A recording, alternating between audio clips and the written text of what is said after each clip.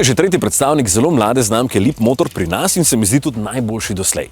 Čeprav ima v imenu črko B, da bi mislil, da spada v segment B SUV, z dolžino 4,5 metra spada pač v segment C SUV po velikosti. Po ceni pa definitivno v razred B.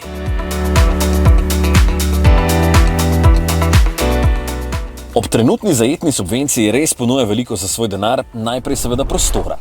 V kabini ga sploh ne bo zmanjkalo, ker bodo potniki brez težav sedeli tako spredaj kot zadaj. Poglejte, koliko prostora je tudi zadaj za noge in glavo. Plus, tu je še ravno dno. Dobro, sedeži res niso na ravni enkrat dražjih avtov, ampak so dovolj udobni tudi za daljše poti.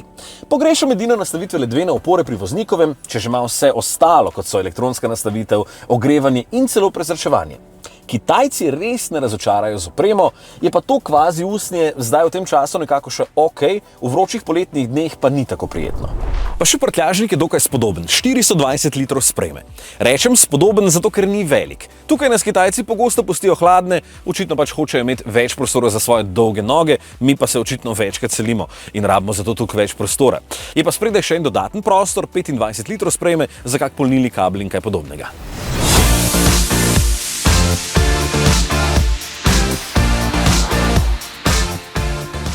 O obliki namenoma še nisem povedal nič, ker v bistvu ni nič za povedati.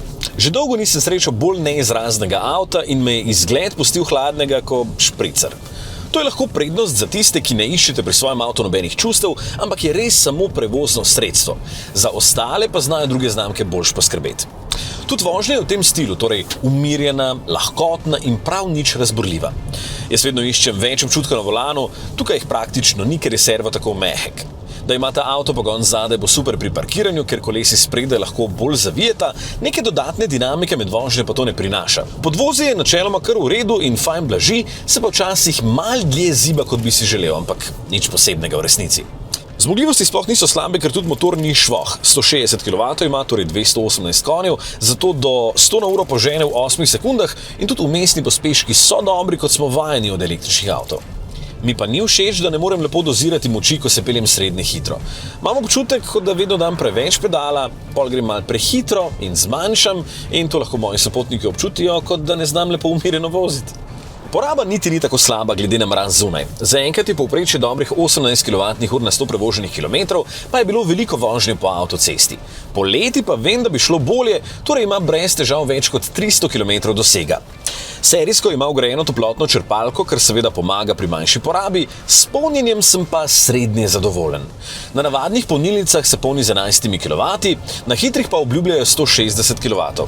Jaz sem polnil z največ 145 kW pri točno 50% baterije, sicer pa se je večinoma polnila z okoli 100 kW do 70% napolnjenosti. Torej nekje pol ure od 10 do 80%, kar je čisto v povprečju podobnih avtov.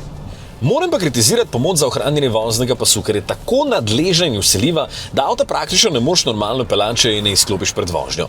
Če se voziš po ozki cesti brez oznak, ne neha piskati in vlečeš volana, tako da je celo nevarno imeti to vklopljeno. Izklop pa tudi ni enostaven, moraš najprej pritisniti na asistenčne sisteme in pa moraš dva ugasniti, ker en valjda ni dovolj. Tudi piskanje zaradi omejitve hitrosti ne moreš na hitro izklopiti, ampak to saj ni tako moteče. Ko enkrat izklopiš vse moteče sisteme, pa je vožnja s tem avtom v resnici čist prijetna. Na začetku sem se jezil tudi nad tole kartico na mesto ključa, ker jo lahko uporabiš sam na sprednjem levem ogledalu za odklepanje in zaklepanje in včasih je ne zazna niti tukajle, tako da moraš pač večkrat poskusiti, preden se avto končno vklopi.